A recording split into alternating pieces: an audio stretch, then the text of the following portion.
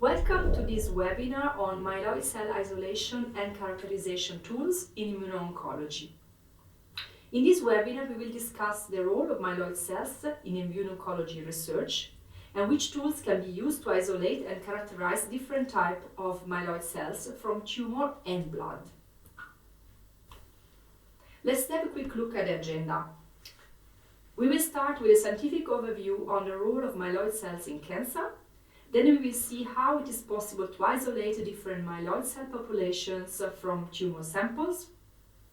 In a third part of the webinar, we will discuss how myeloid cells can be phenotyped, and in particular, we will have a look at the analysis of checkpoint molecules and also how to analyze a special population of myeloid cells, the so-called myeloid-derived suppressor cells, which are also quite important in cancer monitoring. And finally, we will discuss about using monocyte-derived dendritic cells in immuno-oncology assays and how standardization and automation can be key in these assays. So let's see now the role of myeloid cell in cancer.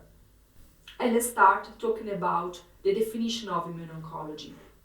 So in the last decade, it has become clear that the immune system can be manipulated to induce cancer response. And this specific field of research is known today as immuno-oncology. And you might wonder which are the main immunotherapeutics studied in immuno-oncology. So most of the research is done on the monoclonal antibodies such as checkpoint inhibitors, but also on cellular therapies such as CAR-T or cancer-based vaccines. But there are also many other possible research areas. So in general, immuno-oncology is a very broad research field, and there are different types of scopes. Some researchers want to identify new potential immuno-oncology drugs.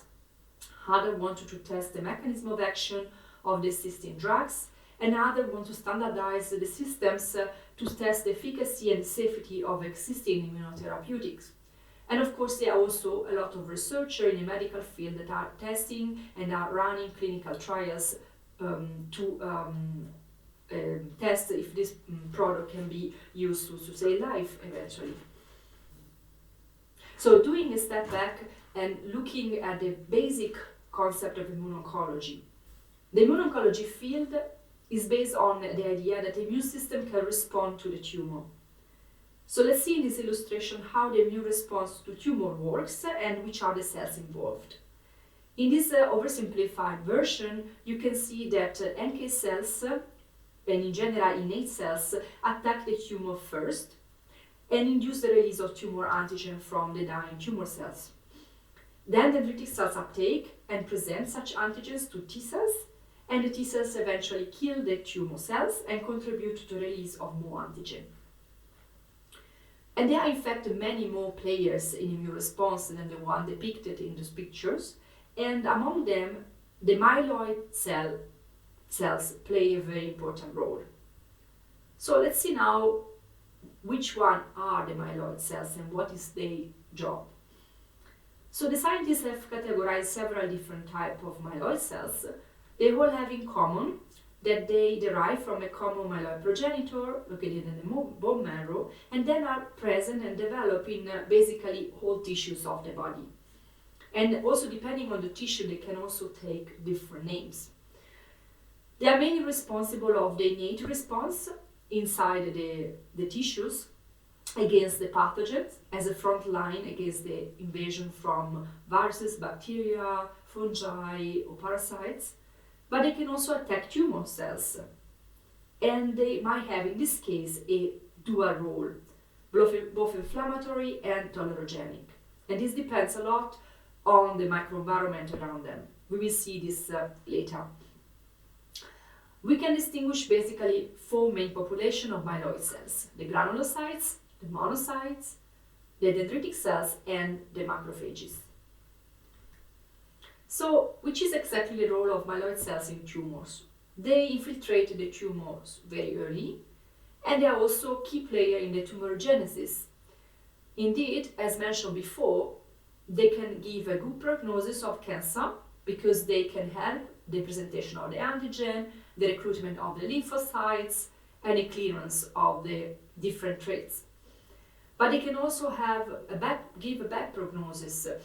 They can be really correlated to a bad outcome of the cancer for the patients, because they might support tumor growth, and they might suppress anti-tumor immune responses, and it can also, for example, induce angiogenesis, and so bring more nutrients to the tumor.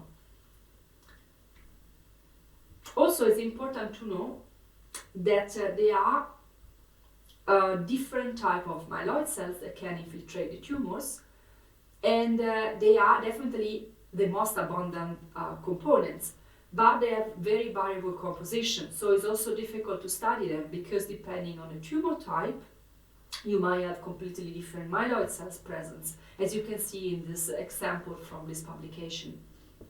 It is clear that to study myeloid cells, both in normal tissues and in tumors, can be very challenging. And here is just a list of reasons why it's difficult. First of all, there is a scarcity and low quantities of tumor tissue available, and also it's unpredictable when the tumor sample will be delivered. And it is also unpredictable when the tumor sample will be delivered. There is a variability in the samples that can be brought to the lab, as you have seen before, even from different tumor of the same mouse strain, you can have very different composition of the cells, and this complicates the further assays you do downstream. Also, the manual preparation is very important, because tumor needs to be processed, and very often this is done manually by operator, and there is therefore a very high operator-to-operator variability. Very often, myeloid cells in tissue, and especially in the tumors, are very low in starting frequency if you compare to the connected tissue and to the tumor cells itself. So, with this rare population, sometimes it's tricky to obtain high purities. And the quality of cells can be very low. These cells tend to die because tumor is a very necrotic environment. And myeloid cells are specifically very sensitive cells. Because cells die, there's also a lot of debris, and the tumor itself produces a lot of extra connective tissue that can create autofluorescence, can create problems. Moreover, both the stickiness of the cells, the dying cells in the tumor, and also the specific expression of Fc receptor on the myeloid cells can give unspecific staining. And finally, they have a very transient phenotype and no very unique specific marker, so it's difficult to find a simple way to phenotype and identify or isolate myeloid cells, especially in the tumors. And they are also often, because of this scarcity of material, there's often a need to process very high number of samples. And this also happens when mice are used, because you want to put together different mice, so you have several types of samples at the same time, because they have different conditions. But it can also happen, for example, that you have different human material that you have to process at the same time, like in the case of screening of banks of material that is stored in banks. Of course, due to these several reasons and problems, it is important to define the best way of working and the best process and protocol in the lab. One of the first suggestions that we would like to give is to try to simplify and standardize the way the tumor sample is processed. And this can be done with a double approach. On one hand, using an automated dissociator helps really to standardize the process and also speed up, because you can process several samples at the same time. Indeed, with the Gentlemax Octo dissociator, you can process 8 tubes together. And this will save also time and remove the operator-dependent variability. On the other hand, it's important also to process the sample with the enzymatic digestions, and sometimes enzyme can not be of the highest quality and also give you extra problems. So for the enzymatic part, we develop tissue-specific dissociation kits that are optimized for a specific tissue that can be also tumor. And in this way, you will be sure that you have a standardized way and you will not have high variability in different experiments. Just to give you an example in this slide, you can see that it's very important to use standardized and pre-titrated enzymes exactly to avoid unspecific therapeutic activities that can bring to the loss of important phenotype markers, which in the case of myeloid cells are really, really crucial to be able to identify the population. Also, another important point, as mentioned, is to working with myeloid cells is to be able to enrich enough cells with a high viability and functionality, because myeloid cells are really sensitive. For example, if you want to, and this can be done if a smart solution for the separation is used. In this case, we really suggest to use the MAX technology because it gives you the best optimized way to isolate cells without interfering with their functionality and their phenotype. For who is not very familiar with the MAX technology, I will explain you briefly. So the cell separation with MAX technology is based on the principle that the cell can be labeled with specific antibodies coupled to paramagnetic microbeads, and the labeled cells are then applied into a column inside a magnetic field. The labeled cells then will be retained and the other cells will run through in a tube. In a second step, the column will be removed from the magnetic field and the labeled cells can be then released from the column in a separate tube using a plunger.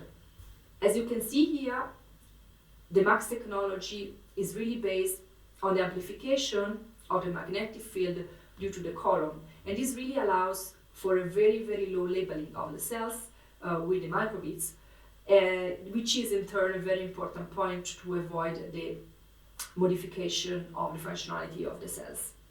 And also, this process is actually very fast and avoids to keep the cells in uncomfortable buffers and in a very long time process, like for example with the standard flow cytometry sorting. A third point that is really important to keep in mind is to use the correct antibodies for flow analysis. So as we mentioned, myeloid cells can be phenotyped with very complex markers, and they are also very sticky. They have also a tendency to attach to antibodies specifically on the FC region. So for that reason, we have developed specific antibodies that are called Affinity. First of all, they are recombinant, and they all have a human IgG1 as constant region, which means that you only need one isotype control. Also, they are engineered so that there is a mutation in the FC region that abolishes the FC gamma receptor binding. Therefore, the myeloid cells will not attach to these antibodies in a specific way. They are also selected for the high specificity, and they are generated using standardized in vitro culture conditions, which, as we mentioned, is really important, especially working with tumors. And here you can see an example of a checkpoint-specific antibodies, the anti-TIM3. And you can see how the Affinity antibody has a neglectable background with and without the FC blocking. So basically, FC blocking is not really needed. Whereas on the right, you can see that the corresponding hybridoma-derived antibody shows a very high background, an extremely high background, especially in absence of the FC receptor blocking, which in this case would be absolutely necessary for a proper reading. So, as mentioned, there are many tools that can be used for working with myeloid cells, especially in tumors. And after this overview, now we can go more in the details of the specific products that we recommend. So here you can see an overview of different myeloid cell subsets with also the specific phenotype. And this picture shows actually the phenotyping of myeloid cells in mouse tumors. For simplicity, I will always show this scheme in the future of this webinar. For simplicity, I will also always show this illustration in the next slides in a way that we can then navigate to the different myeloid cell types. And just keep in mind, this is mouse, and the human counterpart might look slightly different. So the first way to isolate myeloid cells is actually to use a CD45 marker, which is a general marker for leukocytes. It is really easy to actually use this marker to isolate leukocytes both from tumors and from different tissues. As you can see here, in this example, you can enrich CD45 positive cells from mouse breast cancer, and you can see that the purity is actually really good. So this would not be the end of the experiment, because then you want to further isolate the myeloid cells, maybe with a flow sorting or with a further separation, but is it definitely a good way to start, and you can consider this in some of your experiments. Also, don't forget to use the tumor dissociation kit and the GentleMax Octo as mentioned a few minutes ago. And we also have the full data and the gating strategy, so if you are interested in this, just let us know. A second way to isolate myeloid cells from tumors is to look into the macrophages. So the tumor-associated macrophages, also known as TAMs. Why are TAMs important? As mentioned before, they are extensively studied because they have a pivotal role in the tumor immune response. Mostly the TAM have a bad prognosis, but some TAMs can also actually induce good response to the tumors. The ones that give bad prognosis are actually related to tolerance to tumor, and they can also be linked to other factors. For example, as mentioned before, they can induce angiogenesis and lymphangiogenosis. They can induce matrix remodeling and cause metastasis. They can cause genetic instability of the tumor, and they can in general promote tumor growth by inducing immunosuppression and tolerance. So let's see how can we isolate TAM. Let's start from the mouse. The very important marker for tumor TAMs is F480, which is also a marker used for normal tissues, physiological tissues. And in order to enrich macrophages from the mouse, we really suggest to use again the GentleMax Associator and the specific tumor isolation kits, and also the mass cell separation technology with the anti-F480 Microbeads Ultra Pure. In this way, you will be able to get macrophages that are expressing F480 and then phenotype them with a flow cytometer. As you can see here, the results of the separation is very good, and you can really enrich the population with a good purity. But since the tumor composition can be variable from tumor to tumor, we also recommend to test the microbeads in a smaller experiment so that you can really check the purity and recovery before you run like a bigger and more complex experiment. What about human? So if you're interested in a human tumor, macrophages, then a good option is to use CD163. CD163 is a scavenger receptor expressed on macrophages, monocytes, and small fraction of CD1C positive dendritic cells. It is most abundantly expressed in mature tissue macrophages and in peripheral blood monocytes. Also, the expression of CD163 is upregulated in vitro and in vivo by anti-inflammatory mediators, and depending on the ligand, the cross-linking of CD163 can initiate signal transduction, leading to the production of pro-inflammatory cytokines. CD163, it has been identified as an abundant, sensitive, and accurate TAM marker, together also with the CD68, which is an endosomal and lysosomal compartment molecule. And there are a lot of clinical data that strongly link the expression of this marker by the TAMs with a poor prognosis in a wide range of cancer. It is very important then to be able to study but also to isolate macrophages using this marker. And you can also see here from this publication that the expressing TAM can have been identified in the different types of solid cancer, as you can see here, for example, in melanoma. And there is also a lot of literature about how to phenotype the TAMs and the different subtypes of TAMs, because they might also have different function. Some might be more tolerogenic and some more immunogenic. So what do we recommend? So we have developed a CD163 microbead kit for human TAMs enrichment, based of course on the expression of CD163. And as you can see, the cells can be enriched with very good purity, for example from ovarian carcinoma. Now, if you're interested in separating TAMs from different types of tumors, we invite you to test the product and also let us know how is the performance. If you see there's not optimal purity or recovery, we can also work together to optimize the kit for the cancer type you are working on. Because as mentioned, there could be a lot of variability among cancer. Let's look now at another very important group of myeloid cells, the dendritic cells. So dendritic cells are definitely a central point in the anti-tumor immune response, but the role of the different subsets is still under debate. In particular, the CD1C subset is needed to boost the anti-tumor immunity by the cytotoxic T cells, but this might not work efficiently in tumor dominated by the myeloid-derived suppressor cells and the TAM that are more tolerogenic. And in this case, is the CDC2 the subset that might help in eliminating the myeloid-derived suppressor cells and then shifting the TAM phenotype from a more tolerogenic to a more immunogenic, as for example you can see in this publication.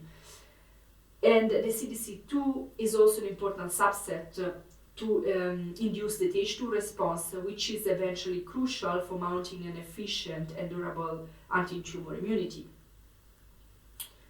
Finally, the role of the plasmacytoid dendritic cell is still unclear and is under investigation in some clinical trials that are testing vaccination with different disease subsets and try to understand which subset play which role.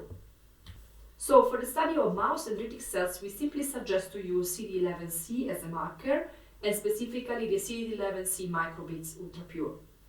And as mentioned before, it's important to dissociate the tissue properly, especially if you are interested in the CDC1 population, which is quite rare and tends to be lost in the tissue if it is not properly digested with the right enzymes. So we have optimized our protocols with spleen dissociation kit and GentleMax dissociator, and we really recommend you to use this protocol before any separation of splenocytes, especially if you're interested in the DC subsets. So if you also want to have a standardized way of phenotyping the cells, we recommend to use the Affinity antibodies, and here you can also see a suggested panel that we have developed based on the 8-color flow cytometry. And you can easily use this panel in order to phenotype your dendritic cells with just one cocktail of antibodies. And after separation, you will have a good purity, as you can look and see in these figures. And as you see also, both conventional disease subsets will be present at a correct ratio, which is also important if, for example, you are analyzing the different subset in response to some treatment you have done to the mice. And also, it's very important to notice that the markers are highly expressed and they don't have any damage due to the enzyme digestion using our recommended dissociation kits. Another thing to consider is that in this way you really enrich your population several times. And in case you plan, for example, a further flow sorting, for example, to isolate several subsets, the pre-enrichment with the CD11C microbeads really allows you to save a lot of time during the sorting in a drastic way.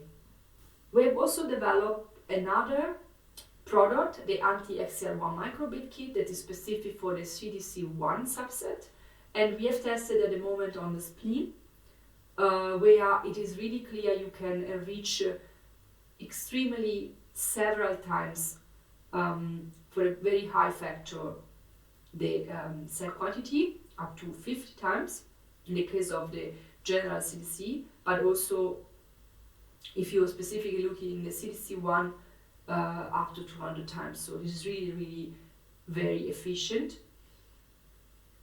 If you want, you can also try to test this product in tumor. We have done this with some of our customers, and they were happy with it. So you can also try to test the product in tumor. So let's have a look now at the phenotyping of immune cells for immuno-oncology research. So first of all, let's talk about checkpoint inhibitors. So what is an immune checkpoint? And checkpoints are molecules upregulated by tumors, and they can block immune responses. They are present on the surface of T cells, tumor cells, and antigen-presenting cells, and they can really upregulate or downregulate the response to the tumors. What is a checkpoint inhibitor? So a checkpoint inhibitor is a recombinant antibody that targets and blocks an immune checkpoint, usually blocks, but it can also activate. And in this way, it is able to unleash the anti-tumor response. And some checkpoint inhibitors are used as drugs in the therapy of several types of tumors. We also provide antibodies to analyze the expression of checkpoint molecules, and we have used, as mentioned, the Affinity technology to do that.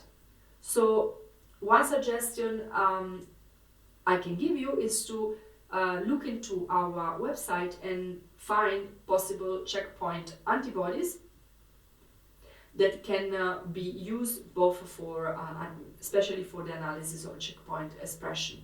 Let's talk now about myeloid-derived suppressor cells. So this subset of myeloid cells is really important, especially in tumors.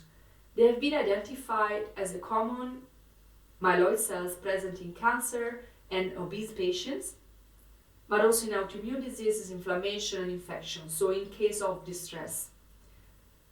They are also in high frequency in cord blood. But they are also present at very low level in healthy subjects, and indeed, as mentioned, they are a signal of distress.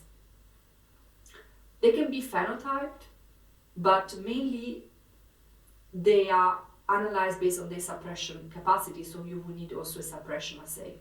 We have developed for the human MDSCs a kit that is able to characterize the different population, as you can see here, and is based on a cocktail that contains several markers that are important in the identification of the MDSCs. And you can see here in the staining cocktail also the gating strategy that we have used. Based on this knowledge, we have also developed another product that is an enrichment for MDSCs that is based on the LOX1 antibody. So an anti-LOX1 APC is then followed by the anti-APC microbeads, and in this way it's possible really to isolate different type of MDSCs, the PMN MDSCs specifically, and we have done this using cord blood mononuclear cells. And as you can see in the picture, we obtain a very good purity and a good amount of PM and MDSCs per cord blood sample. So let's now finally talk about the standardization and automation of immuno-oncology assays. So the immuno-oncology research has the goal of discover, investigate, and also test immunotherapeutics. And I would like to focus now about the testing part. So in immuno-oncology assays, that is meant to test a therapeutic, usually simulates a basic immune response and measure then the changes that the potential or the existing immuno-oncology drugs gives into that system in that experiment. You can actually identify three main types of immuno-oncology assays. The T-cell activation system, based on dendritic cell T-cells, that is an antigen-presenting system, or for example using mixed lymphocyte reaction. A second type of assay could be killing assays using NK cells.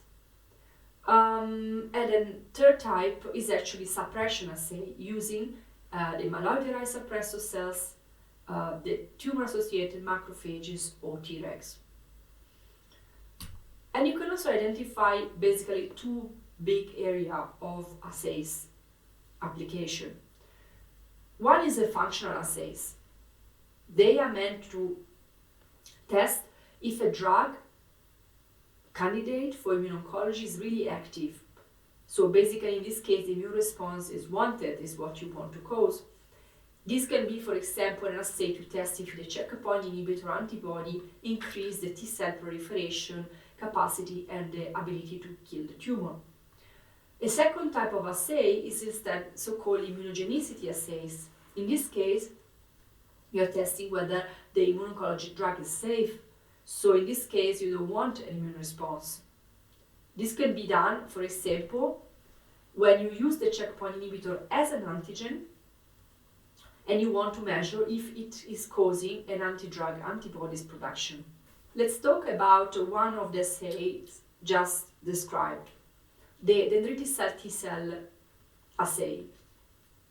Usually, many researchers like to work with monocyte-derived dendritic cells because they are a very established, easy way to obtain a large number of antigen-presenting cells.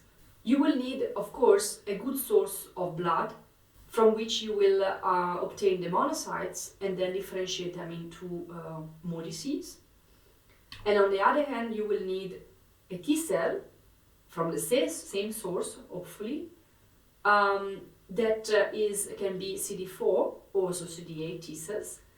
And to this, in this experiment, you will then add a candidate compounds that can be exactly checkpoint inhibitors, for example, or any immuno-oncology candidate drug. And then you will measure whether there is an increase or decrease of a certain function or a certain phenotype. It is also very important, as mentioned, to standardize the system. And one suggestion we give is to use the Multimax Cell24 Separator Plus. In this way, you will be able to scale up the samples, up to 24 samples in one run, and also you will be able to be compatible with the manual different type of columns and also whole blood systems. This can be very important in predictive immunogenicity workflows. For example, to isolating PBMC, directly processing leukoplaques, but also for CD14 monocyte isolation and T-cell isolation, because you will be really able to process at the same time several aliquots in a very short time, below 45 minutes. Another suggestion we give is to use straight from microbeads. Indeed, you can really speed up your process because you can skip the density gradient and there will not be need of cell counting or wash. Another advantage of our system is that you can do multiple separation. For example, you could get a CD14 positive monocytes and then from a negative fraction of this separation go for straight from buffy coat to CD8 microbeads, obtaining then the CD8 T cells, and from the negative fraction then the CD4. So in one single buffy coat using straight from, in less than 1 hour you will obtain all the three populations that then you could use in a potential assay. So with this, I would like to conclude. There's more that can be said about the immuno-oncology research and which tools can help you. And with this, I would like to thank you